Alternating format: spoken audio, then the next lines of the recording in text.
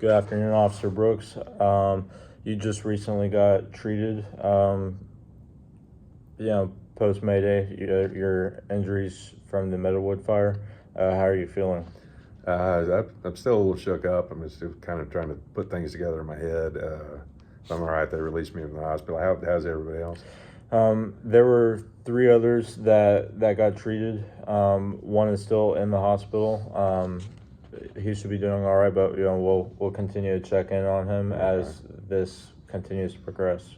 All right. So today I'm going to be going over a little information with you. I'm trying to get the story straight, everything lined out. I'm in the process of completing the investigation for this incident, following the Mayday and the 4 firefighters that went to the hospital. Okay.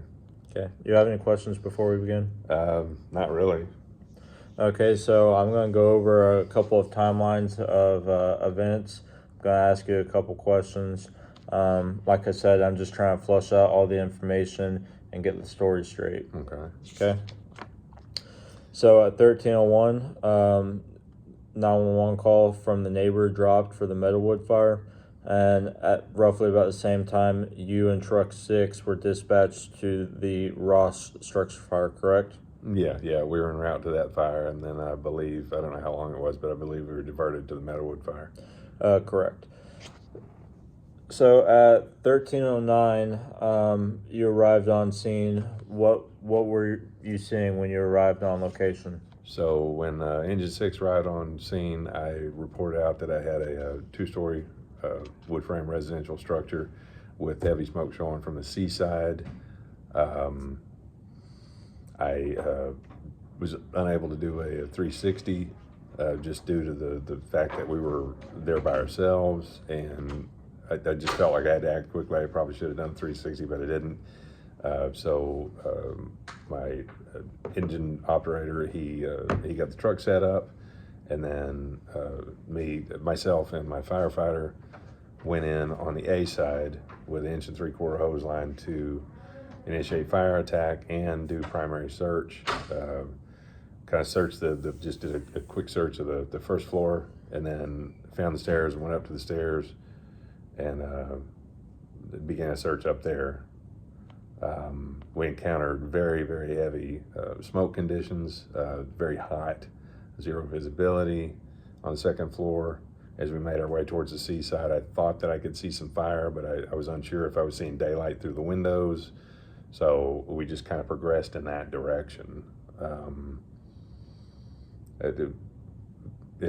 Have I missed anything on the timeline? Or I do remember that the only other company that I heard before the battalion chief got on location was I heard that Truck 6 had arrived on location. So since I was still in command, I requested that Truck 6 take a hose line and come up to the second floor to help us complete the search and also look for the seat of the fire. So that's what we did when we went upstairs. That's what we did initially with our engine company, and then Truck 6 met us up there. We never really actually met up together. I just ordered them to come up there with us. Okay, so when you arrived on location, the hazards you noted were heavy smoke on the Charlie side. Do you recall seeing flames from the Charlie side? No, I didn't see any flames from the Charlie side. I saw a sizable amount of smoke, and just to back up for a second, there were some neighbors on the seaside, so I asked them really quickly if they knew if anybody was in the house, and they said no, the family, they just left a couple days, the husband, the wife, and the 2 kids had left for vacation, so they were certain that there was nobody in the house. We still need to do a search, but that's why we didn't do a super thorough search, because we're more interested in trying to find the seat of the fire. So you did or you didn't make it to the Charlie side of the structure? We did not make it to the outside of the Charlie side of the structure because I didn't do a 360. I just observed when we were when we pulled up, we're getting set up on the street. I noticed from the back of the residence, the seaside, that there was some smoke coming up, but I couldn't tell exactly what part of the building it was coming up. And we didn't go back there and check because I felt like we needed to take a hose line in and search for the fire on the inside of the structure. I was just wondering where you met up with these neighbors that you said that was before, as we were flaking out the line in the front yard. I saw a neighbor to my right before we went in. I said, "Is anybody in? Is anybody inside the structure?" And they said, "No, they just went on vacation. There's nobody in the house." Okay. So that kind of eased my mind a little bit as far as that we didn't have any confirmed victims, but obviously we still have to do somewhat of a search.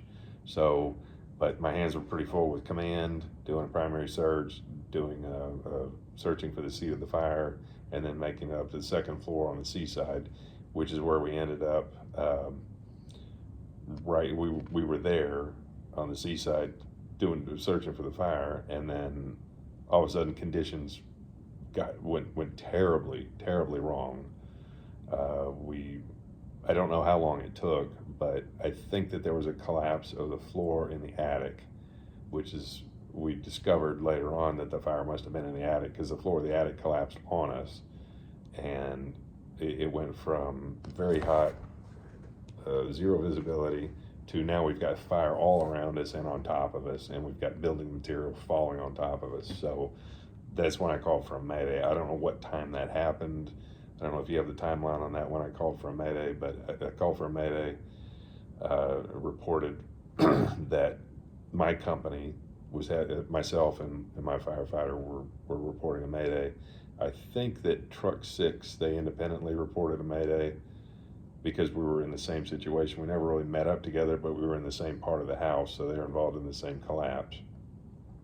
And then it didn't take very long for the conditions to just be completely unbearable. And so I know what we did is we found a window. I think that truck 6 may have independently found another window on the seaside, and we just bailed out. It was the second floor. We bailed out and just ended up in a heap in the backyard.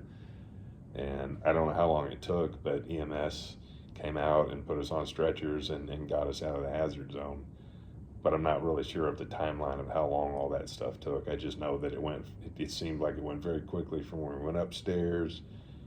You know, the first floor was manageable. We go upstairs, heavy smoke, a little bit of visible fire, high heat. Went from that to a massive amount of fire that we were just unable to stay up there. We weren't able to find any kind of an area of refuge, so we just had to bail out. Okay. So I know it's a lot. This was a very rapidly developing incident. A lot happened in a very short amount of time. Do you recall calling for ventilation?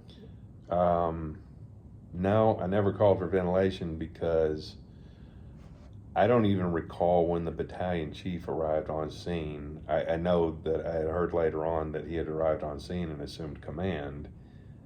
But the last that I remember, I was in command because we had gotten there by ourselves, and then the truck company had gotten there, so they didn't assume command because I needed them in there to help us. So I don't really recall any of that happening. It was I never called for ventilation. That much I know. I never asked for ventilation because it just, I didn't think of it. I didn't think about. So were you aware that ventilation had occurred on the Alpha side through one of the windows? No, I was completely unaware of that. I didn't know that anything had been done to ventilate the structure. The section of the house that we were in, I mean, we just went in there. We were working on call it the Charlie Delta corner, and then I asked the truck company to come in and help us. I don't know where they ended up when the collapse happened, but they were more or less on the same side of the building, the sea side of the building, as we were, because they had to bail out of the same side for the same reason.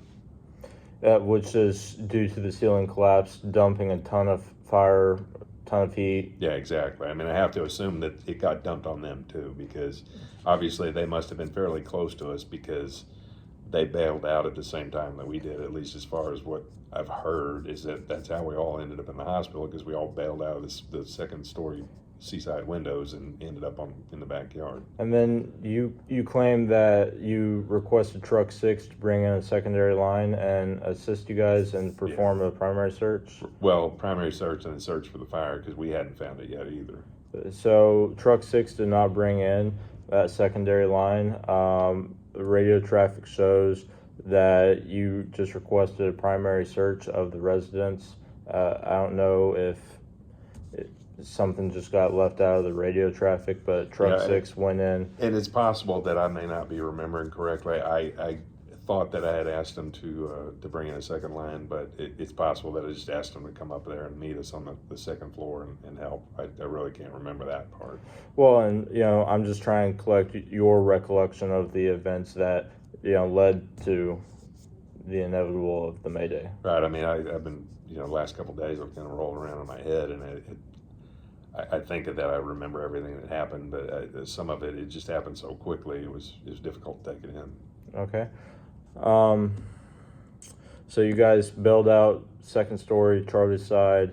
After this collapse, EMS met up with you guys on the Charlie side, Mm-hmm. and they quickly handled and took care of you guys from there. Yeah. I mean, they basically just loaded us up and got us out of the hazard zone. I guess the assumption was that they weren't sure if the whole structure was going to collapse, so we just had to get out of the hazard zone, and they had to get us into ambulances to start emergency medical treatment.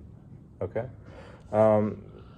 So this concludes this portion of the process. This is going to be an ongoing investigation, so I'm sure that we're going to speak a couple of times in the near future. Do you have my contact information? Yeah, I do have your contact information. So I think of anything else, I'll give you a call. Okay. And then, you've gone through a lot, your crew's gone through a lot. I'm going to refer you to the Employee Assistance Program, and feel free to reach out if there's anything that anyone can do. Like I said, I'll be in touch with you as we continue to proceed through this investigation. All right, yeah. I'm ready to get back to work as soon as I can. Okay, well, we'll get back with you as far as all those details. Okay, that sounds good. Thanks. Thank you.